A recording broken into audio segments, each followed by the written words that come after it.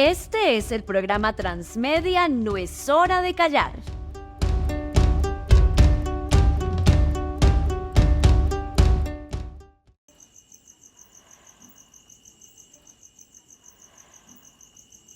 Llega otro paramilitar y me dice a mí, tú te mueres, hoy te mueres. Mi mamá se me tira encima y le dice, máteme a mí, a ella no la mate.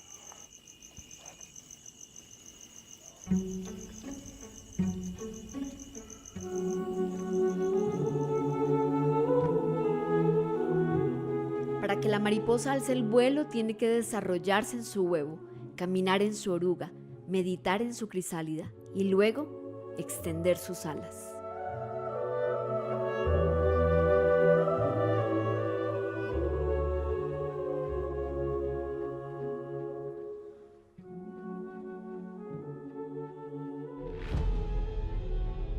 Las guerras siempre buscan reducir al contendor sin importar los mecanismos o métodos que se usen.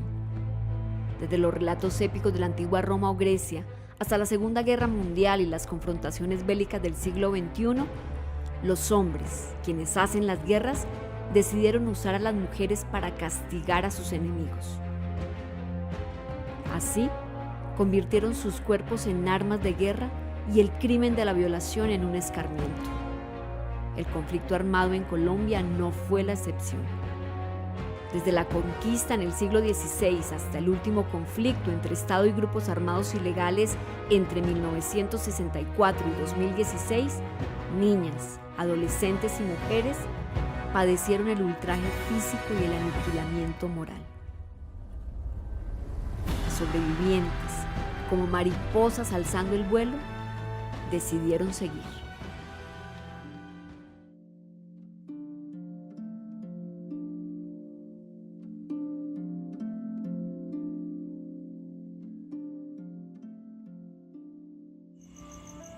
Cuando luego me saca, ya utiliza la fuerza y me lleva y me dice, ¿tú sabes lo que te va a pasar? Me lleva al lado de la iglesia, una casa al lado de la iglesia. Hay unos 40 hombres ahí, muy armados, demasiado. Y me decía, ahora sí sabes lo que te va a pasar. Yo les repetía lo mismo, lo único que pedía era que no me torturara, que si me iba a matar, que me matara. Me llevaron a una habitación de esa casa y bueno, ahí hicieron conmigo todo lo que a ellos se les dio la gana. Tengo conciencia como de lo que el primero de ellos hizo conmigo. Me acuerdo perfectamente del segundo también. Y creo que ahí perdí como la conciencia, ahí creo que debí desmayarme porque cuando recordé pues había otro encima de mí.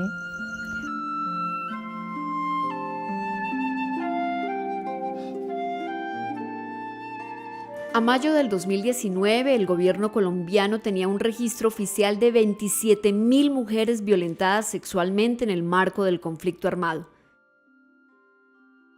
Nosotros vivíamos siempre en Puerto Boyacá.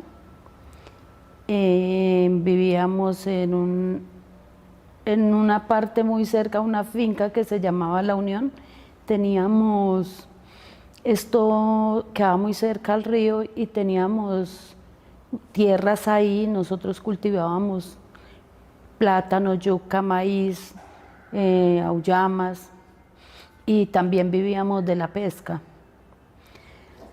En ese terreno que teníamos, mi suegro y mi esposo descubren unas canecas donde en esas canecas contienen carne. Pasa un tiempo y ellos no dicen nada. Un día ellos se van a vender, porque ellos salen a Puerto Boyacá a vender el plátano, la yuca, el pescado, y yo me quedo sola con mis 2 hijos. Llegan 3 hombres buscándolos a ellos para matarlos. Ellos no me buscaban a mí, los estaban era buscando a ellos.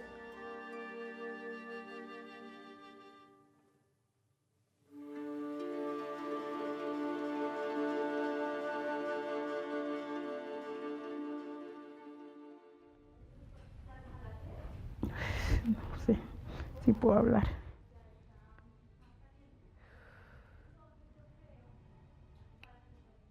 Muchas agresiones, digamos, y violaciones físicas, verbales, también tortura de diferentes formas, secuestro, porque vivimos una toma guerrillera en el 2000 donde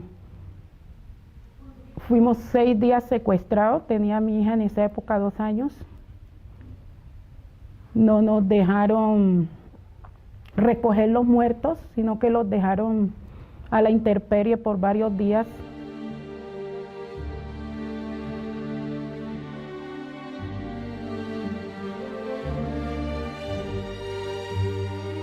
Sin embargo, la investigación de varias organizaciones de mujeres da cuenta de un subregistro de por lo menos 2 millones de mujeres abusadas sexualmente en tan solo 2 de las 5 décadas de guerra. Daba la lucha, las peleas por las cosas que no me gustaban desde pequeña, desde la escuela. Era siempre esa mi pelea. Luego empezó la persecución, cuando empiezan a tratar de abusar de uno sexualmente. Salgo de Mercaderes, me vengo a trabajar, tengo mi primer ataque de violencia sexual en Cali y quedo en embarazo. Luego de que quedo en embarazo retorno a Mercaderes, siendo pues una niña de 15 años. Tengo que salir de Mercaderes y empiezo a rodar por el mundo dando tumbos con mi hijo y logro sacarlo adelante. En este ir y venir llego, me voy a trabajar a una finca. Estaba en el Putumayo cuando me fui para el río a bañar. Un sargento del ejército fue y empezó a enamorarme. Al yo negarme a las pretensiones, me cogió a golpes, me dejó vuelta a nada, abusó de mí y yo quedé desmayada. Pero lo que más dañó mi ser, o sea, que me bloqueó totalmente, fue que al otro día yo madrugo a poner la queja en la base militar que había y todos escupían, todos se burlaban de mí, todos denigraban. Entonces me tocó recoger como lo poco que quedaba de mí en ese momento y irme y quedarme callada.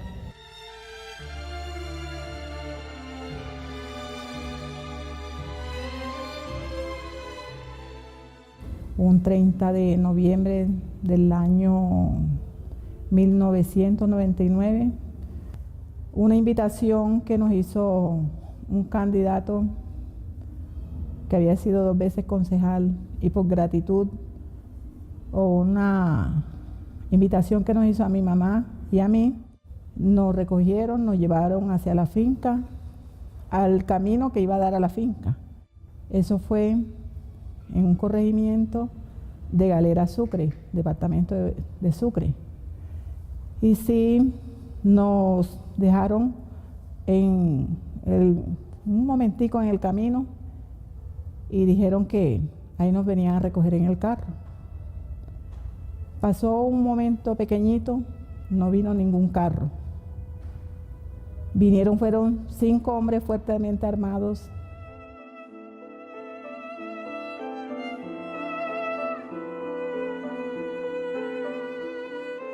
La violación se convirtió en la mejor forma de silenciar pueblos enteros, de aterrorizar a los habitantes y de decirle a las mujeres que tenían dueño. Yo fui víctima de abuso sexual por parte de miembros de las FARC en el departamento del Cauca. A mí me abusaron 4 hombres. Fue una experiencia terrible, pero bueno,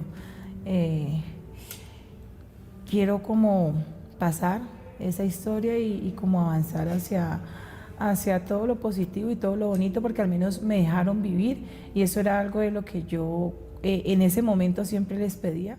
Pues digamos que mi pueblo ha sido un pueblo de mucha violencia, donde varios grupos al margen de la ley han venido habitando desde hace más de 20 años y donde han violado en todo sentido nuestros derechos, en cuestiones, digamos, personales, en destrucción de tomas guerrilleras, en el secuestro de nuestra gente.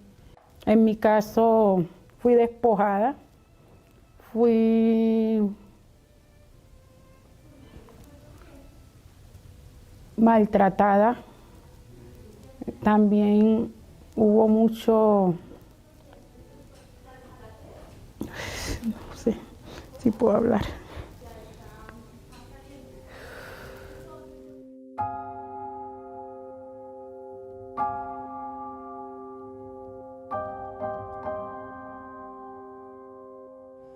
Desde los montes hasta la llanura, cruzando por las costas Pacífica y Caribe, hasta la selva, la violencia sexual fue tan letal como las balas y las bombas.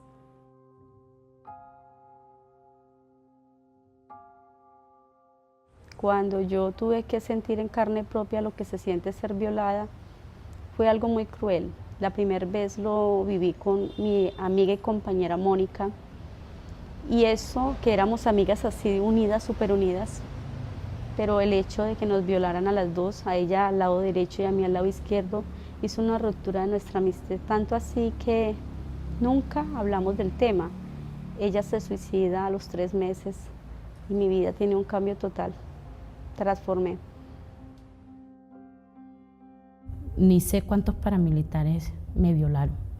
Yo era una niña, tenía 14 años, yo no sabía en realidad qué era lo que estaba pasando, no sabía qué era esa cantidad de hombres fuertemente armados que ese 18 de febrero entraron al Salado y asesinaron a mucha gente.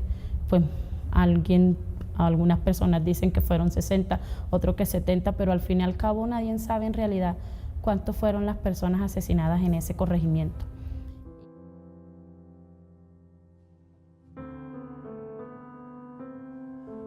Guerrilleros, paramilitares y agentes del Estado convirtieron a las adolescentes y mujeres en esclavas sexuales. Muchas fueron violadas masivamente y quedaron embarazadas producto de la agresión. Llegó un integrante de la FARC donde me dijo que necesitaba que le mostrara la carpeta donde apuntaban todo lo que le daban de vacuna a las vacas. Yo se la mostré, aparentemente se fue, pero no fue así. Nosotros esa noche nos quedamos en la casa de mi abuelito porque no había nadie en nuestras casas y dormimos al de entrar a la casa de mi abuelito en la sala. Habían 2 camarotes, entonces ahí nos acostamos mis hermanos y yo. Yo soy la mayor de 5 hermanos. Y en la noche, entre las 11 y 12 de la noche, esta persona ingresa, me coloca, yo era la primerita de mis hermanos, era la primerita que estaba, me colocó un revólver en la cabeza y me dijo que si me movía, hacía ruido, alguna cosa, le podía hacer daño a mis hermanos o a mi abuelito que estaba en el 2º piso de su casa. Yo me quedé quieta, esta persona abusa de mí, se va. Al otro día que amanece, mi mamá y mi abuelita y el resto llegan de la fiesta, pero lo extraño era porque cuando mamá llegaba a la casa, yo siempre era la primera que estaba esperando a mi mamá. Y ese día fue diferente, yo no estaba. Estaban mis hermanos, entonces mi mamá al ver que yo no estaba, se preocupó y empezó a gritar y a que todo el mundo me buscara. Yo lo que hice a esa hora fue que me escondí en la parte de atrás donde metían todo lo que era de alimento, del cuidado de la finca. Había un cuarto y ahí yo me escondí.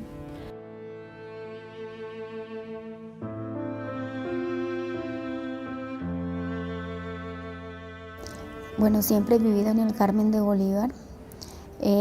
Tenía alrededor de 17 años cuando me ocurrieron los hechos.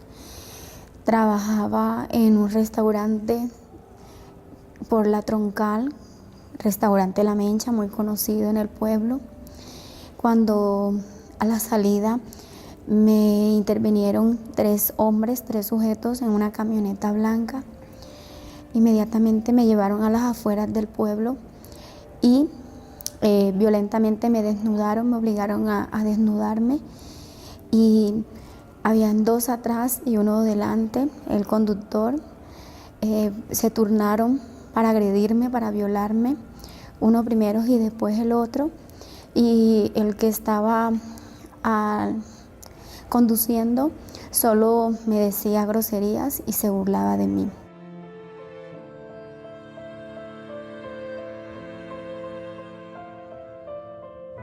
Otras fueron obligadas a caminar desnudas por las calles de sus pueblos como una forma de escarmiento, y otras más perdieron sus cabelleras luego de que se las cortaran o fueran marcadas en sus genitales y rostros como ganado. Pero usted puede creer que a pesar de todas esas cosas que le han pasado a uno, ¿algún día puede olvidar eso? Nunca. El suceso fue muy atroz. Eso fue algo que yo no puedo ni imaginármelo. Yo sufrí, fueron 20 años. Volví a Tumaco. Eso fue una tortura para mí, porque ni mis padres sabían, mi madre. El 12 de diciembre del 2004, cuando vuelvo a ser violada por 4 integrantes de los paramilitares del bloque Centauro, ese día sentí que algo se desprendió de mí. También fui víctima de empalamiento, de tortura. De ese empalamiento me quedaron 139 puntos, llevo 3 cirugías y secuelas de toda la vida. Ese día mi vida tuvo un cambio total, y lo digo de una manera desde el sentir, desde el ser de lo que es Rudirlena. Y ellos me obligan a decir lo que yo sé. En todo momento yo digo que no, ellos me golpean, ellos me pegan, me tiran al río,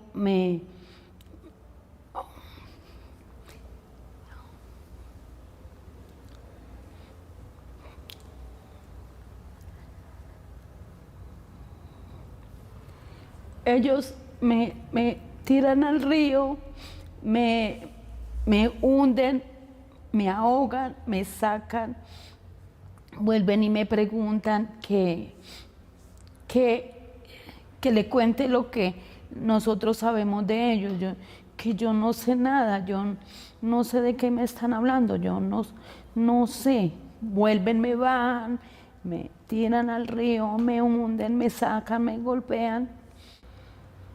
Uno de ellos me viola, abusa de mí, me tira al río, me hace bañar, me llevan allá, me hace bañar, y el otro vuelve y me sube, porque había que bajar al río, vuelve y me sube, y el otro también abusa de mí. Y uno de ellos dijo, en tono muy fuerte, que no nos preocupáramos y que nos portáramos bien, porque de lo contrario nos iban a dejar un recuerdo que iba a ser para toda la vida.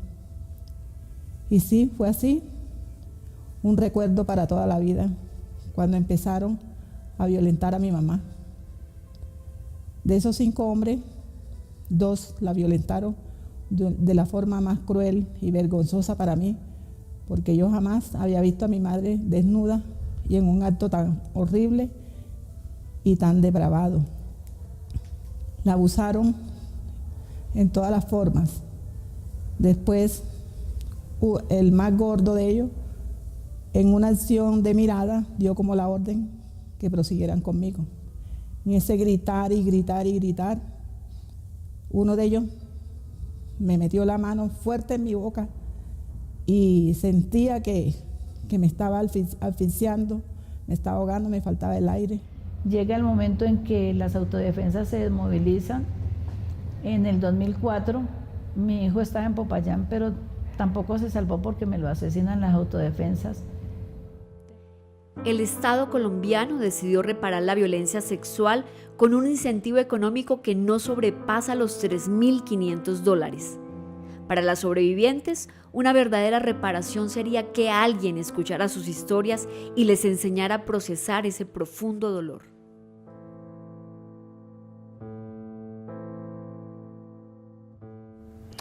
Por debajo de la casa, porque era una casa muy alta y se podía ver de un lado al otro perfectamente porque solo son horcón, no es cemento y no puro árbol.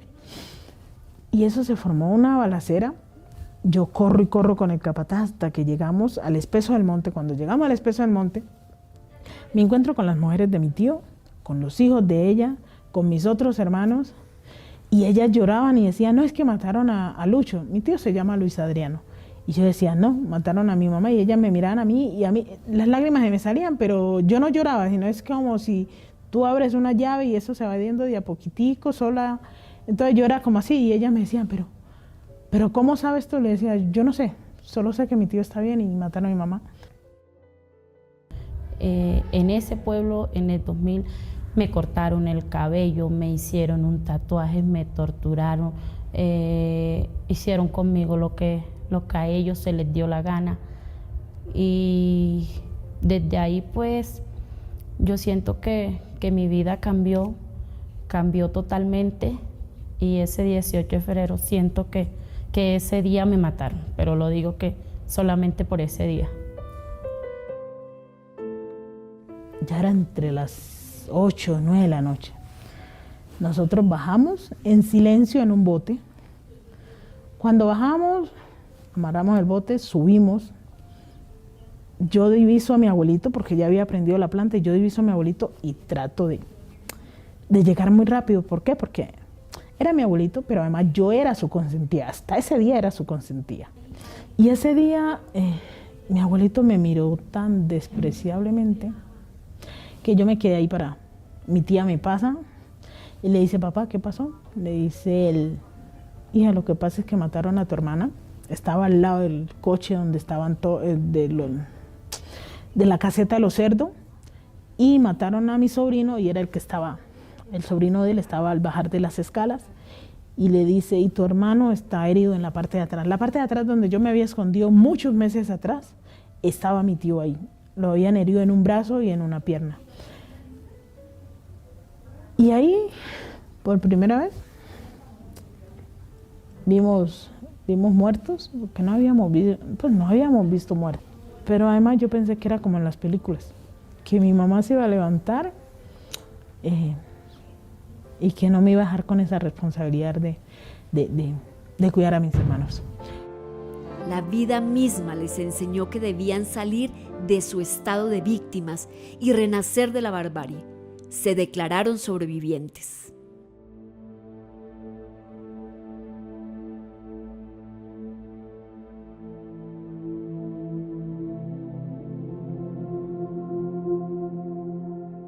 Va pasando el tiempo,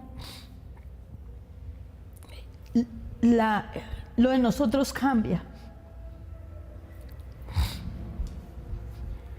Ya no es lo mismo. Yo soy diferente. Si quieres. Yo soy diferente, ya yo no soy la misma persona. Pienso que esa parte la debo callar porque me da miedo que le pase a mi familia. No es fácil hablar, no es fácil decir. Además, porque yo vivo en un municipio y la mayor parte de la población se dio cuenta. Entonces, mucha gente le preguntó a mi hija, de verdad que mi hija una vez llegó de la escuela y me preguntó, mamá, alguien me dijo que usted la habían violado. Entonces fue para mí supremamente difícil hablar de ese tema. Empieza la problemática con las FARC. Mi niño pues ya empieza a crecer. Y empieza como el problema de que si se lo llevaban, de que el muchacho estaba muy bueno para el combate y todo eso. Y entonces viene la otra parte de esta estigmatización, donde me toca ceder a las pretensiones de ellos por salvar a mi hijo de que se lo lleven, hasta que llega un momento en que no soporto más y tengo que salir huyendo. A mí me tocó irme porque fui amenazada a muerte. Me tocó salir a Buenaventura. Me fui para Buenaventura después de lo que sucedió. A raíz de eso, tuve mucho daño psicológico y físico. Quedé impedida para tener bebé a raíz de una fuerte infección que tuve. No fue muy bien cuidada, de pronto por el miedo también a las cosas y que no tenía conocimiento. Tuve 2 embarazos ectópicos que me retiraron mis trompas a raíz de eso porque se destruyeron por la infección y me dejó impedida para tener familia. Yo comencé a tener muchas crisis, ¿verdad? Crisis de depresión y de insomnio. Mi casa quedó destruida. Mi papá estuvo secuestrado varias veces cuando trataba de viajar por el río Andágueda. Lo detenía la guerrilla, donde en muchas ocasiones a muchas personas los sacaban de allí, los asesinaban. Y pues el río se convirtió en, digamos, una vía libre para ellos y para bajar todas las personas que asesinaban. Ya nosotros nos daba miedo ir a hacer labores al río, a buscar la pesca o a trabajar porque siempre había muertos. En tiempos atrás eso era un momento como si uno andaba y como si a uno lo persiguieran. Uno andaba siempre cohibido de conseguirse a personas que le podían seguir haciendo daño. Con decir que casi de mi hogar no salía.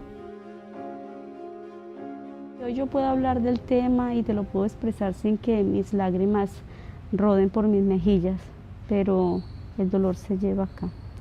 ¿Cómo poder sanar las heridas del alma cuando la sociedad se encarga de recordárnoslas y de hacernos cada vez más fuerte en propias heridas? Yo somaticé unas palabras que me dijo la persona que debía de ser mi protectora y me dijo: mija, ¿quién sabe usted qué hizo para ganarse eso? La verdad es que recordar todo lo que ha pasado es bastante crítico, por decirlo así, porque son cosas que pasan en la vida de uno que, o sea, dejan como la marca, ¿no? Dejan como el dolor. Y aunque tratemos de mitigar ese dolor, esa angustia, todavía quedan residuos en nuestras vidas, en nuestros cuerpos.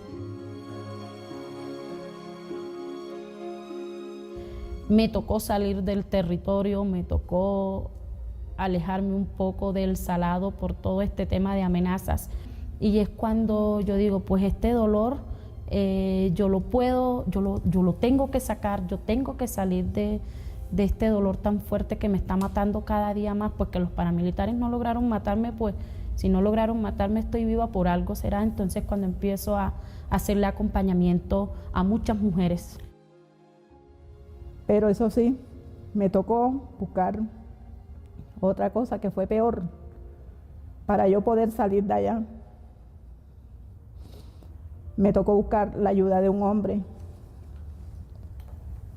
y poner mi cuerpo al servicio de ese señor para que me ayudara en ese momento económicamente. Yo dije, bueno, entonces si mi mamá está muerta, los que le hicieron eso también se deben de morir. Me presenté a la FARC, me dijeron que no, porque yo solo buscaba venganza. Después me fui a un día de camino, también me dijeron que no. O sea, yo que llego y hacía como media hora alguien se me había adelantado del grupo que ya me había presentado y habían dicho que si me veían a mí no podía. No me podían aceptar, que solo andaba buscando venganza. A los días nuevamente llegó un asentamiento de ellos y cuando llegaban ellos siempre pedían que agua, jugo, no sé qué. Entonces vine yo y preparé una jarra de moresco y le eché todo el veneno a esa finca, porque como yo era que manejaba los químicos para curar las vacas y los cerdos, cuando los capaban, entonces vine yo y cogí todas esas bolsas de veneno y la mezclé esa vuelta ahí. Vine yo y preparé la jarra de jugo, me solté mi cabellera y me fui con chores muy corticos porque yo siempre veía que las chicas pues se vestían así y distraían a los policías, ¿no? Aquello. Bueno, entonces yo fui con mi jarra de jugo, iba al camino, estaba como a 10 minutos, 5 minutos, y se me aparece un primo y me dice, prima, es que tengo una sed, deme un poquito de jugo. Y yo como que...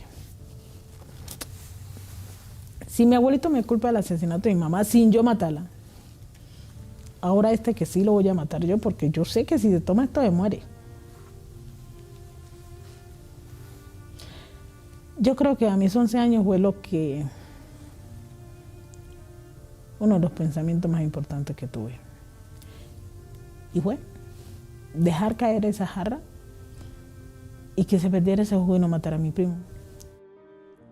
La violencia sexual no ha cesado en Colombia, pero las mujeres que sobrevivieron a este crimen son la esperanza para que algún día termine la barbarie, para que se acabe con el estigma y se frene la impunidad que llega al 98%.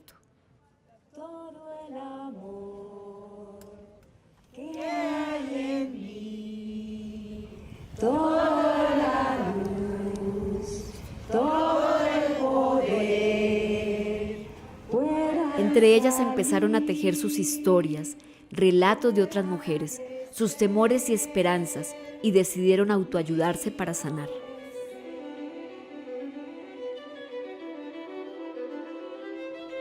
Hace algunos años decidieron caminar para regresar a los lugares donde las habían violentado. En su recorrido fueron envueltas por mariposas color violeta. Les pareció algo extraño. En un segundo recorrido las mariposas volvieron y ellas decidieron averiguar su significado. En la cultura oriental, las mariposas violetas son el símbolo de la dignidad. Al testimonio de muchas otras mujeres que también alzaron la voz, que dijeron esto me sucedió, pero que no se quedaron ahí como bueno, sí, pobrecitas. Entonces creo que el escuchar a esas otras mujeres que también hablaron me ayudó muchísimo en mi proceso de sanación, y creo que lo más importante es que estoy viva.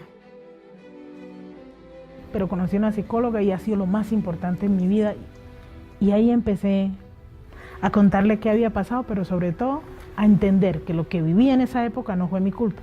Porque una de las cosas que marcan a las víctimas de violencia sexual es la carga y esa culpa que uno dice, no, es que fue por mi culpa, yo porque estaba así, yo porque salí, yo porque... Nada, esto es nuestra culpa. Quien debe sentirse culpable es aquel que ejerció esa violencia en nuestro cuerpo, en nuestra vida. Así que después de esto empecé a estudiar, hice una técnica de administración de granja, después ya empecé a participar en todos estos procesos. Y desde entonces he venido levantando mi voz, he venido rejuntando a las mujeres, entretrenzando la confianza y diciendo que este es el momento. Si no es ahora, entonces ¿cuándo? Un día me desperté y yo decidí acabar de pronto con ese silencio para ver en qué podía hacer con eso. Y decidí hablar. A pesar de todo lo que me ha sucedido, pienso que esto me ha despertado más en mí como la fuerza femenina que yo tengo, mi poder de mujer, mi empuje y también como a ser más humana. Entonces acá en Bogotá ya llevo más de 11 años y pues he venido aportando y ofreciendo mi servicio a muchas personas a nivel, digamos, de educación, de salud, de rutas de acceso para diferentes tipos de beneficios que tenemos como víctimas. Entonces, pues ese es el trabajo que vengo haciendo ahora. Yo rescato de todo este terror, de toda esta experiencia tan fea que me tocó vivir, yo rescato el amor, rescato el perdón, rescato el creer en mí, rescato también ese amor por ese trabajo social, ese amor por seguir acompañando a muchas más mujeres que todavía siguen en silencio. Yo rescato también ese poder que tenemos nosotras las mujeres de salir adelante, ese poder de seguir acompañando a muchas mujeres. Mi mundo hoy es un mundo sin odio, sin rencor, un mundo lleno de esperanza, lleno de amor, lleno de fe pero es un mundo donde está, es el tratar de construir un mundo mejor para muchas otras mujeres, el poder brindarles y darles la mano y el poder construir con ellas. Se acerca y me dice, Ceci, ayúdame, yo quiero ser como tú. ¿Ser como tú en qué sentido? Sacaste a tus hijos adelante, sola. Pudiste, no tenías familia. ¿Por qué yo no lo puedo hacer? Y si eso me es de gran satisfacción, ¿y cómo no la voy a apoyar? Desde lo que pueda brindar, lo hacemos.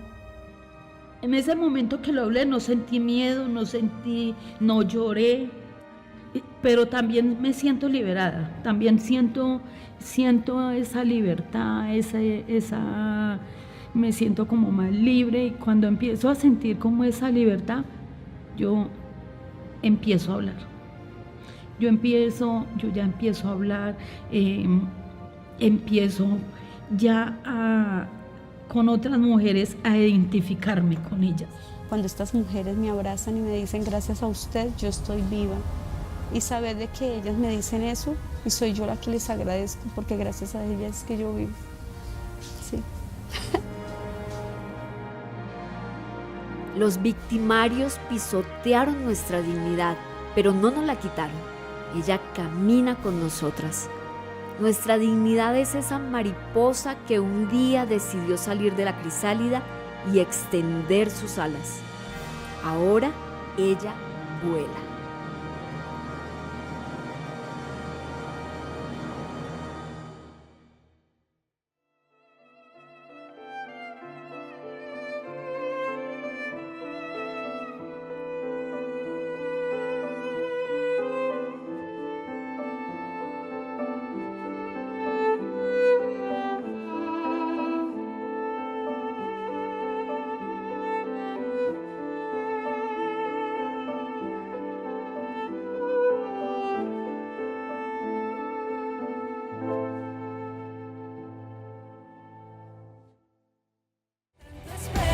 Hasta la próxima.